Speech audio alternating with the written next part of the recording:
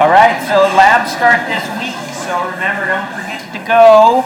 Other things we have going on, I had noticed that not very many people, I know these, you have some time to actually do these, but these Learn Smart assignments are best if you do them at least along with while we're talking about them in class. And it looks like not very many people have been doing those yet, so it's time to get rolling. Okay, let's quiet down, please. We're done with the extra credit problems, and we're on to our week 2 assignments, and they'll be due next to Monday. I know Monday's a holiday, but we're just going to keep the normal schedule. If you don't want to do it on the 3-day weekend, then do it before then. All right? We have our first SI session tomorrow night. So remember, our SI leader his name is Jake. We also have some UTF office hours that are starting this week. On Wednesday, Jeff is going to have his office hours. I have found a second UTF, Gavin, and he'll probably be starting this week. His hours will probably be a 2-hour session on Thursday. All right, Gavin was an SI for this class before, so he knows the material as well. Last week we started into discussing structure determination. We talked about mass spectrometry. We talked about the information that it gives us molecular weight or mass to charge ratio.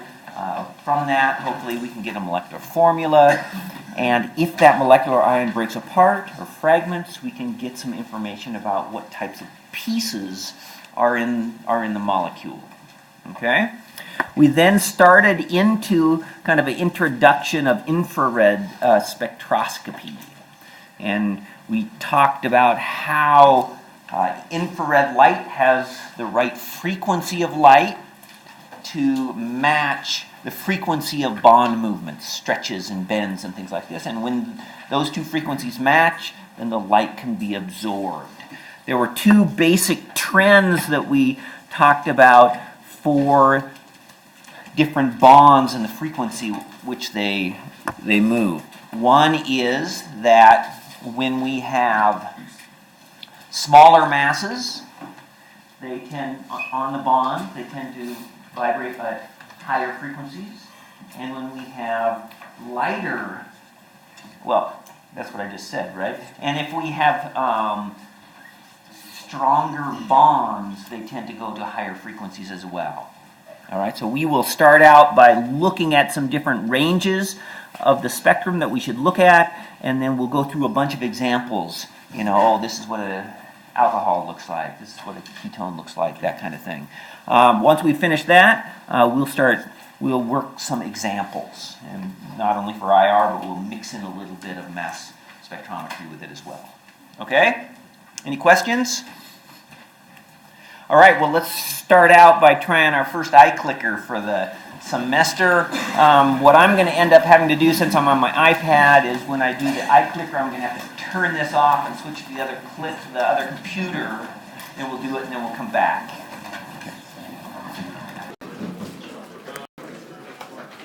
Okay, so following those trends that I just mentioned, when we look at an IR spectrum, we're going to have several regions to look at, okay? Most of these, at least these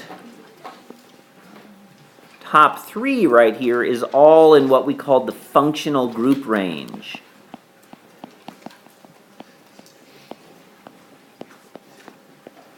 And this is the easiest part to interpret, okay? It's less crowded, less busy, right? So what we see is clear to the left, we have some bonds that have a small mass atom, a hydrogen, and so those are at the highest frequency.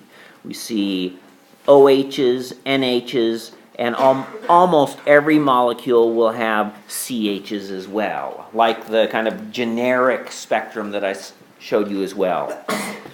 The next region down has heavier atoms, but it has triple bonds. Okay, so these are stronger bonds even though they have carbons and nitrogens, and so they're at a higher frequency. These are reasonably unusual, right? We don't see triple bonds in all kinds of molecules. So if we see a absorption in this 2,000 to 2,500 range, then we'll be like, aha, there must be a triple bond, okay? The one thing about carbon-carbon triple bonds is that we see them well if they are terminal triple bonds. So this is very IR active.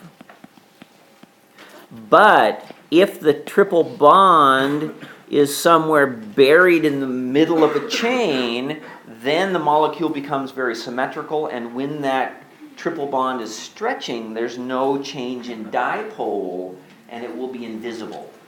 Okay, we'll see an example of that. So this would be oftentimes IR inactive.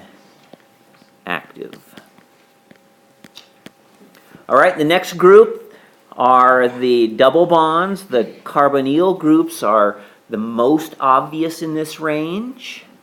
And then down below, we're getting into this fingerprint region, and so it can be very crowded, and these are kind of hard to pick out. The one that I'll try to show you sometimes is the carbon-oxygen bond, because these will be very strong and slightly broad, okay, not too sharp. All right? So we're just going to have a few ranges to look. Like I said before, peaks in the spectrum oftentimes that we can't interpret. All right, here's just kind of a numerical listing. So, like I said, at the higher end, we see the bonds to hydrogen. The carbon-hydrogen bonds can actually be split up depending upon the hybridization of the carbon. Okay, remember, as we increase the amount of S character in the orbital, so sp is 50% S versus sp3, which is only 25% S. As we increase the S, the carbon-hydrogen bond gets stronger. Okay? And notice what we see as we go from sp3 up here down to sp, we go to a higher wave number or a higher frequency. Okay, so this is getting stronger as we go in this direction. All right, I'll show you some examples of that. Then we have the triple bond range, the double bond range, on down to here. Okay? So you don't really have to memorize the numbers, but we'll have certain regions that we want to look at. Yeah, question? So if it peaks at 3,300, would you then also assume that there's a triple bond? Right, okay. Yeah, good question. And we'll see an example in a minute. So some of these, if we have a certain functional group, that functional group will have more than one type of absorption, right? So a terminal triple bond, for example, would have the triple bond absorption, right? So here's the triple bond, and it would have a carbon-hydrogen stretch as well. So if we think of one of those, so for example, if we see a triple bond and we look for the carbon-hydrogen stretch and we don't see it, then maybe it's the nitrile. Okay? So right, we'll need to... Okay, so let's work our way through some examples. All right, so this is just back to kind of the basic structure. Okay, so what we'll see, and this is going to be very common, is centered around 3,000 right here. If we see a big absorption just to the lower side of 3,000, this whole thing is the carbon, the sp3 carbon H stretch. Okay? So that's going to oftentimes be very strong if it's alkane or there's lots of hydrogens on sp3 carbons. Oh. Yeah, question? When you say strong, what is that? A strong means that there's a lot of absorption. It means that the peak is very, not tall, but inversely tall. Okay, down here, kind of in the fingerprint region, this is carbon hydrogen, but these are like bending and stretching, wagging and twisting and scissoring and a bunch of weird stuff, okay? I'm not going to act those out again. Okay, so this is kind of the basic thing that we often... If this is hex 1-ene, we've added an alkene to this, and notice the spectrum gets a little bit more complicated. Again, if we look at this 3000 mark, on the downside of the 3000 mark is again the carbon-hydrogen stretches on sp3 hybridized carbons. But on this end right up here, this is the carbon stretch on an sp2 hybridized carbon, the CH stretch. Okay, so notice that that one's sticking out on that side. We didn't see it on the previous one.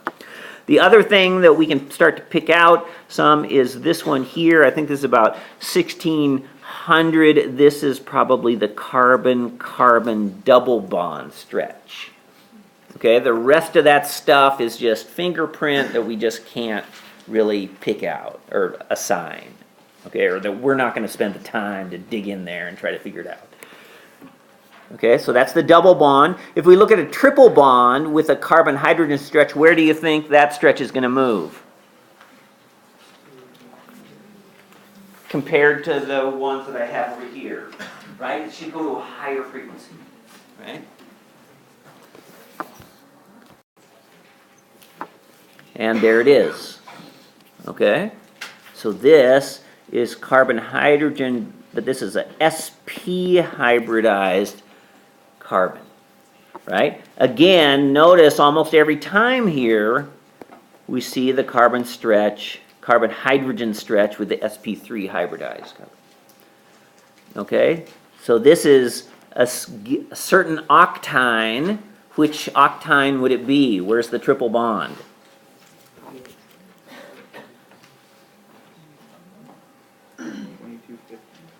Well, I mean in the structure. It has to be terminal, right? Because that's the only way you can have that carbon-hydrogen stretch, right? So this is octine, but this would have the triple bond on the end, right? Do we see the carbon-carbon triple bond stretch?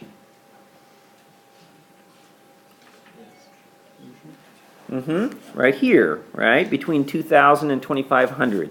This is the carbon-carbon triple bond stretch.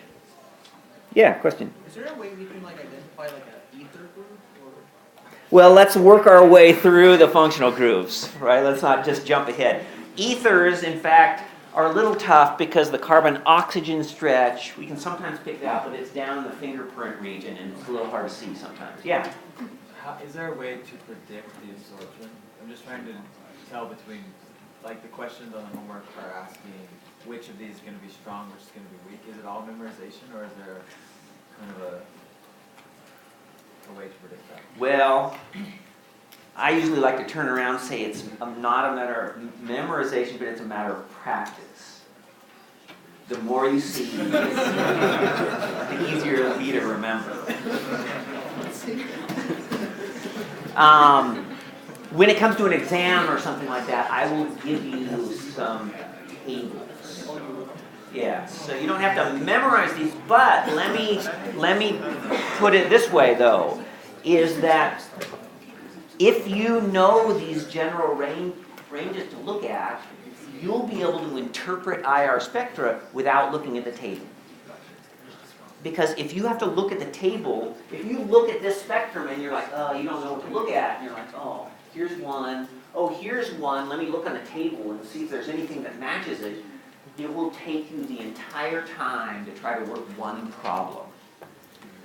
The more you know where they are, and the more you can get by without looking at the tables, the faster you will be, and the more time you will have. Okay? Yeah, question back here. How do you recommend that we practice these? What I will do, as we get a little farther, I think it'll be easier when we get into the next chapter. I think if you have lab, you're going to get a big packet of these things to work on. I will also show you a website that has a lot of different problems on it as well. And there's some links. If you go to, there's a link on our website that has some things like this on there too. Yeah. Basically, the more you see, and each time you look at one, you want to kind of ingrain it in your brain what it looked like. Okay? So why do some have greater absorptions than others? Okay, so the question is, why are some stronger than others, right? One thing was that, remember, the greater the polarity of the bond, the stronger it will be. Okay, so like OHs we'll see in a minute are very strong because it's a very polarized bond. The other thing is some are strong like the CHs just because there's a ton of them in the molecule, right? So I think those two things. But some will be sharp and some will be a little bit broader and things like that too. Okay, so look at the bottom one. That molecule is also an octine. Okay? But could we tell that by looking at the IR spectrum? No, there's nothing that shows up, right? For one, we see that there is no carbon-hydrogen bond on this octine, so certainly it's not terminal, and because it's buried somewhere in the middle of this molecule, it's symmetrical, and so the triple bond becomes invisible. Okay, so this one I think actually has the triple bond in the middle like this. Okay, and so for this triple bond, there is no change in the dipole. Okay, so in order to see that it's there, we would have to go to some other technique, right? And we haven't learned what.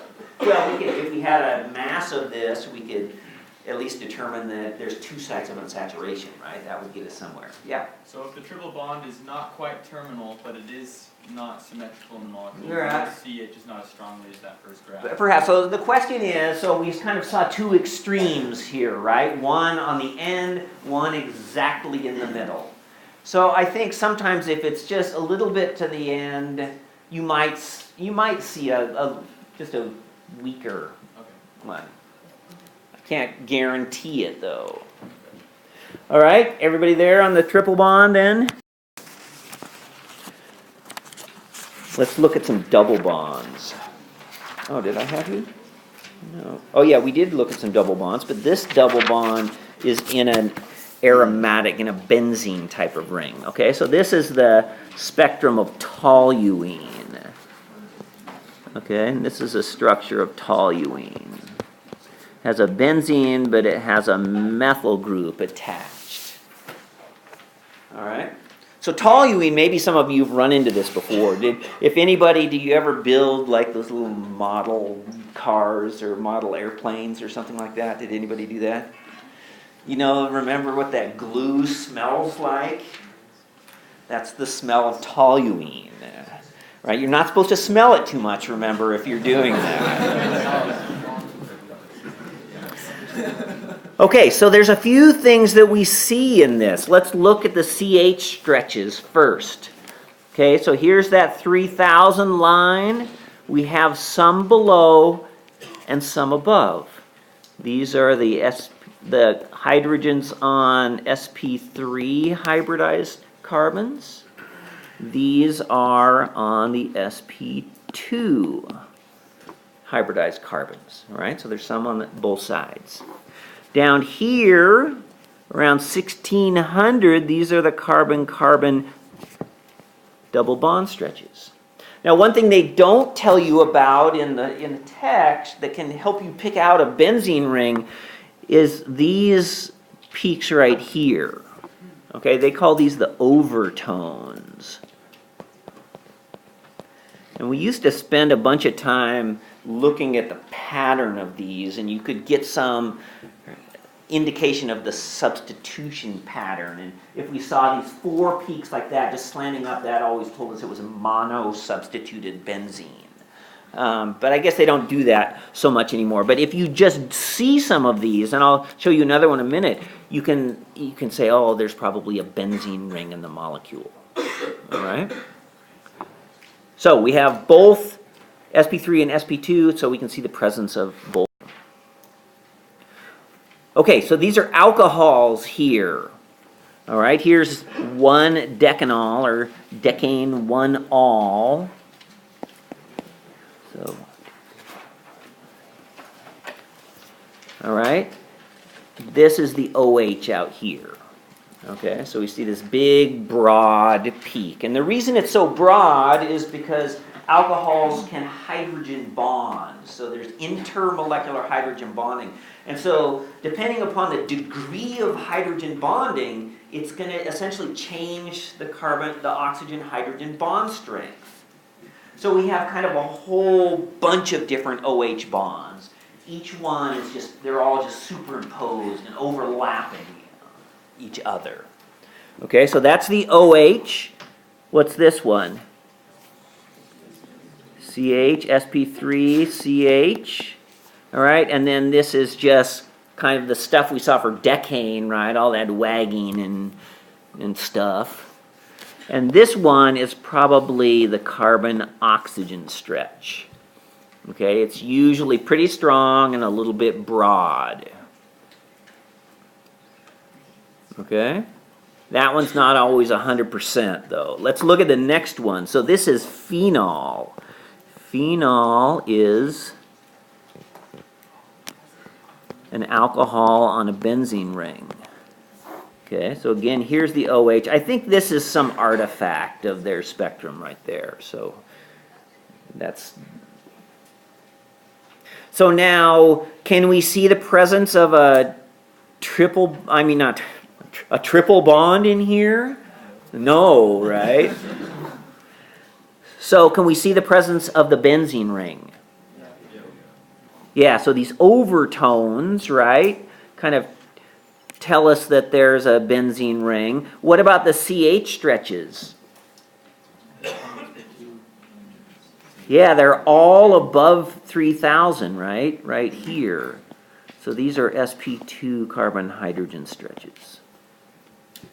All right, and down here we probably have the carbon-carbon double bonds, and then probably, and this is not, like I said, it's not really guaranteed, down here in this 1,000 to 1,200 or something, see this one is very broad. So I would say that it's a reasonable chance that that would be the carbon-oxygen stretch. Okay, so sometimes if we think it might be there, we just look and then we say, oh, that must be it. Okay? But the OH stands out, right? And the benzene ring stands out. So those are clearly different. And look at how crowded this fingerprint region is, right? Just be glad I'm not telling you you've got to interpret all of those. Okay, what else we got? Okay, so here's another type of OH. Oh, no, it's not. This is an NH. Okay, so this is an amine. So NHs are down there too. It says 4 carbons. Notice, though it almost looks like there's a third, but there's 2 peaks here. Okay, and that's because we have 2 hydrogens on the nitrogen. Okay, if there's 2 of them, because I think they stretch together and they stretch asymmetrically as well. Okay, here's our CHs. And then we're not going to interpret much else down there. All right, so look at the next one. This is, well, N-methylaniline. Okay, what do you, before I draw the structure up there, what can you tell me about it?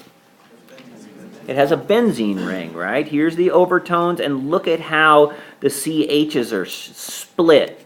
Some above and some below 3,000. All right? So aniline is just an amine on a benzene ring, but this one has a CH3 group on it. And so it only has 1 hydrogen on the nitrogen. Okay? So could we tell that there's only 1 hydrogen on the nitrogen? Right, there's only 1 peak here, 1 peak because there's only one hydrogen. Okay, if this was just aniline without that methyl group, we'd see 2 peaks there, if there was 2 peaks on that nitrogen. Okay, and then we've got the carbon-carbon double bond stretches like this. All right, yeah, question?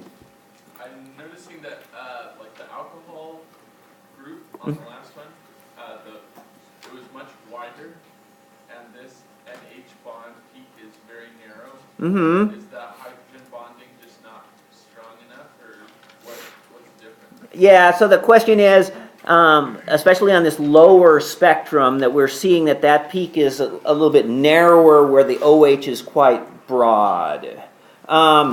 So I think it probably doesn't hydrogen bond quite as strongly. The other thing that can change the how broad these are is how concentrated the solution is. I think when it has a lower concentration, you get less intermolecular hydrogen bonding and the peaks tend to sharpen up a little bit. But if it's more concentrated, or if it's just neat, pure analyte there, then you get a lot of hydrogen bonding. So concentrations to get more information. So the question is, could you do it at more concentrations to get some information? Yeah, you might be able to. I don't know if it'd be worth it or not. All right, so then what do we have? Here's some carbonyl compounds. All right, everybody know what a carbonyl is? It's the carbon-oxygen double bond. And these are some of the most prominent peaks in the IR spectrum. So right here at around 1700 or 1750, this is the carbon-oxygen stretch. So it's a polarized bond, so it's very strong, and it kind of stands out in a place that we don't always see it. So these are around, like, usually 1650 to about 1750. Okay. In fact, if we dug into this more closely, you can actually tell what kind of carbonyl they are by their position, but we're just going to identify their presence. Okay, so this one has our CHs here. Are those what kind of a hybridized sp3, right? This is just cyclohexanone, so this is a cyclohexene with a ketone on it. Okay? Now the next one is cyclohexenone, so there's a double bond on it. So can we see the presence of the double bond? Yeah, so this one here, right, is the CH stretch for the sp2 hybridized carbon, right? This part is for the sp3 hybridized carbon. And this big thing here is the carbon-oxygen double bond. Okay? But do we see that double bond itself? Yeah, it's harder to see. So the carbon-carbon double bond is usually at, I think, 1600. I don't really see it much in there on this one. All right. Okay, so here's another type of carbonyl that's oftentimes pretty easy to pick out. And this is a carboxylic acid.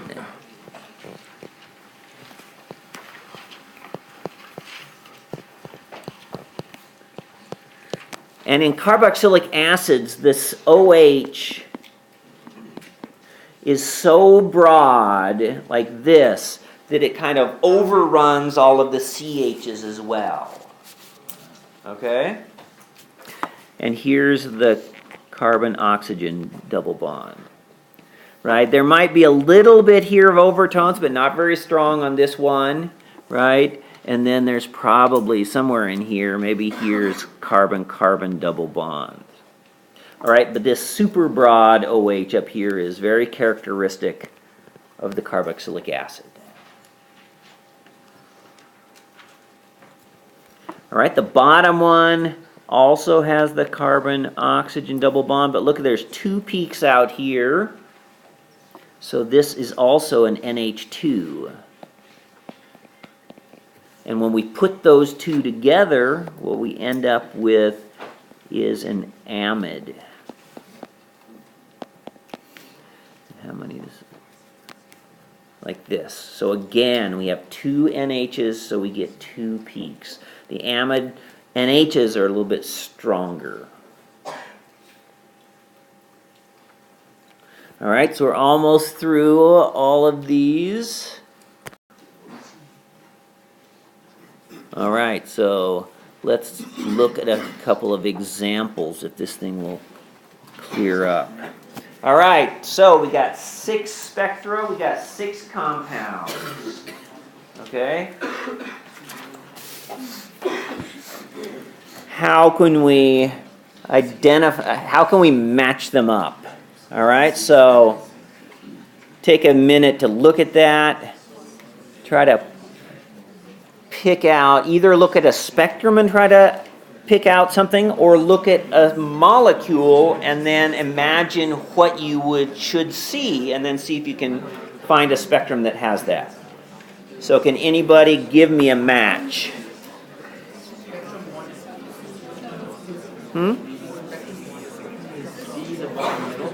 Okay, somebody suggested that spectrum 1, oh, I didn't put any, oh, I thought I'd labeled those. The first one is which? B? Okay, the first one,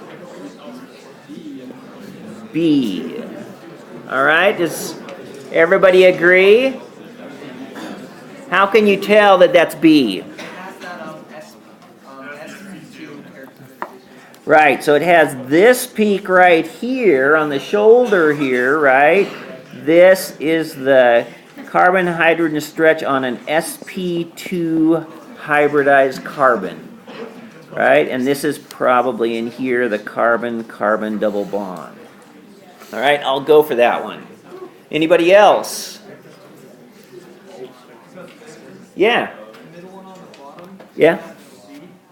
The middle one on the bottom, C. What are you picking out? I can see the overtones. Yep, the overtones. Yep. And we see some peaks both above and below 3,000, right? So we have both what we call aliphatic, which is sp3 hybridized carbons, and sp2. So this is C. I agree. Yeah. Would spectrum 5 be A? Spectrum 5. The one to the left. Top right. Top right is which? A? A. I agree. What are you looking at? You have the OH group. The really broad OH And you have the carbon oxygen double bond. and the carbonyl. Right? So that is A. Excellent. Yeah. Middle top is F. The middle top is F. What do we see there? The OH. We got the big OH. Right? And what about between the last two? Is the bottom left D because there's no sp2 hybridization? The bottom left is D, maybe. What about the bottom right? What's that one going to be? E, right? And why? Look at it, we got this big carbonyl stretch. All right, so what kind of a functional group is E? Other than a carbonyl? An ester, right? And so for an ester, we should see the carbonyl. What else would you imagine? If we could pick it up, the CO. And in fact, I would say that it's probably these two right here, because notice in this ester we have two different carbon-oxygen bonds. One goes to the carbonyl, and one goes to the other carbon, right? So we usually see two of those. So this is E. Oops. And then D is the one that's the least obvious, right? Because there isn't anything that shows up really good. We probably have some carbon oxygen in here, but otherwise it just kind of looks like an alkane, right? And we can do that last by eliminating it. Okay? Good job. All right, so we're getting an idea of what to look for. Really a good way to figure out a CO bond by itself. Like this is Is there a good way to see a CO bond by itself? Well, IR, it's going to be kind of buried in there, so it's a little tricky. You know, eventually, you know, NMR will be able to see, but it'll still be a little bit indirect because we don't observe the oxygen, but we observe the effects of the oxygen. Gotcha. All right, what about a mass spectrum? Okay, we say that this is C8H8O. Okay, take a couple of minutes and see if you can make any headway on this at all. Okay, I will say that this molecular ion for this would be at 120. Okay, so we can see it, so I'm not trying to be that tricky.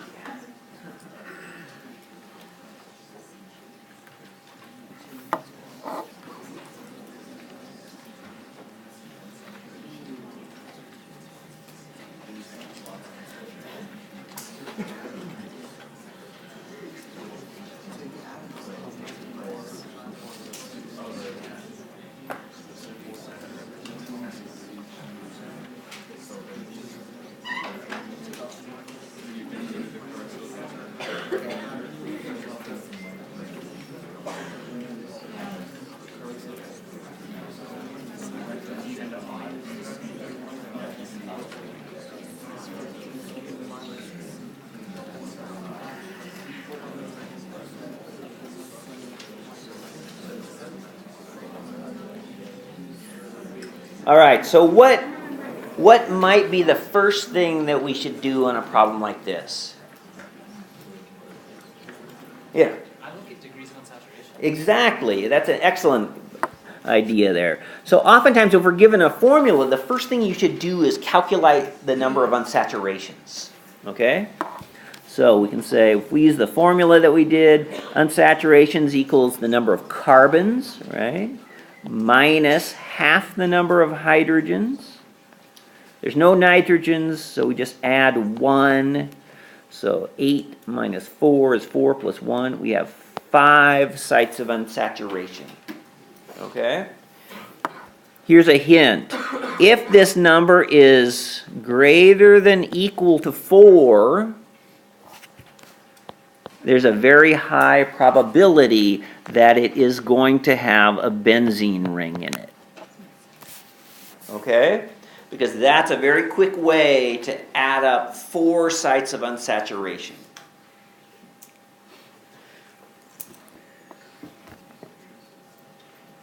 Okay, so if we do that, so that would be, if we have one group attached, let's just attach one group to this. Right, so this would be C6H5. All right, if we add this up, 6 times 12 is 72 plus 5. If it's a cation, like this, where would this be? At 77. Whenever you see an ion at 77, you're going to say, oh, that's a benzene ring. Okay? Very characteristic. All right, so if we have C6H5, what do we have left? Let's subtract here. O minus C6, oh, this is 8, H5. We have C2H3O left over that we have to account for. Okay? Can we, from the spectrum, can we identify any atoms that would go into that?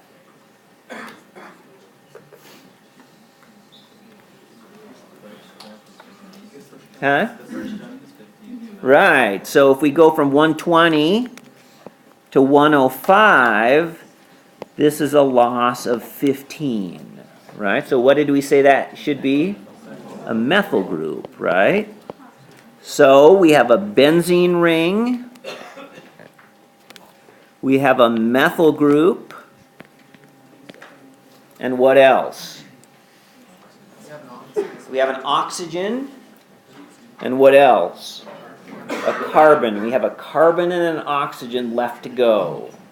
Right? So how do we put this molecule together?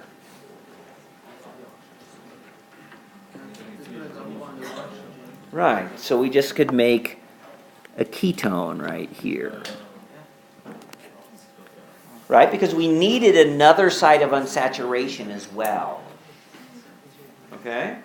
So remember that ketones can split like this, lose the methyl group. This would give us the peak at 105. Okay? If it cleaved the other way, so this is one case that it doesn't really work exactly like we always do, but because what I think there is a mechanism to give us that benzene, but oftentimes what this does is it will cleave like this to go to this acylium ion, which is at 105, and then this group loses carbon monoxide to form this, which is 77. Okay?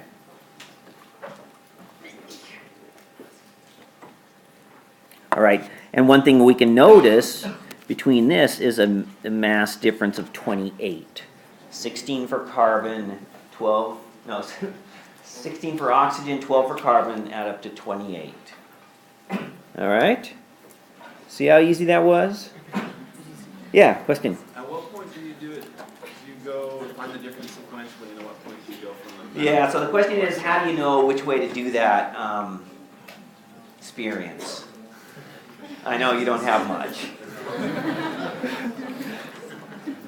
So here, I think the most important things to observe is like we did it. Okay, so if we know that 77 is a benzene ring, plus we had greater than 4 unsaturations, those two go together to support having a benzene ring. All right? What we had left was C2H3O. We saw a loss of 15, which is a methyl group.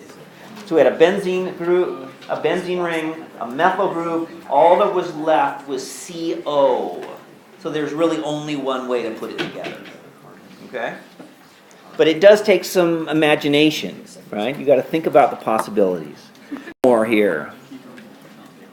Okay, so this is from the text as well. So on this one, they don't even give you a formula. So see if you can come up with a formula. Well, I think we did this one already. Did I not even? Okay, so 88. So let's just work through our formula. Okay, so we got 88. What did we do first? Divide by 12. So this gives us equals 7.33. Okay, so that would be C7. 1/3 of 12 is 4, so H4. All right? So does that look like a great formula? No, so what was the next thing that we did? Right, we take off a carbon, add 12 hydrogens. C6, H16. Is that better? Can we have that many hydrogens for that number of carbons? No, we really can't. So the next thing we do is minus a CH4, minus CH4, and we add an oxygen, so C5H12O. All right, and then we could actually do this one more time. C4H8O2. Okay, so what about unsaturations? So these two up here, this is really no good, this is no good. We have two possibilities. Okay, so how many unsaturations do those have? They both have 1, right? The unsaturations equals 1. So how can we tell what is giving rise to that unsaturation?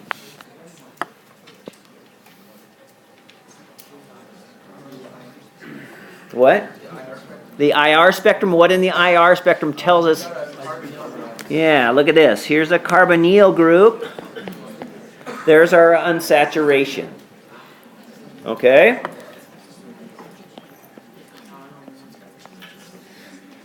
Anything else from the IR? So these are just CHs that are on sp3, right? That doesn't really tell us too much.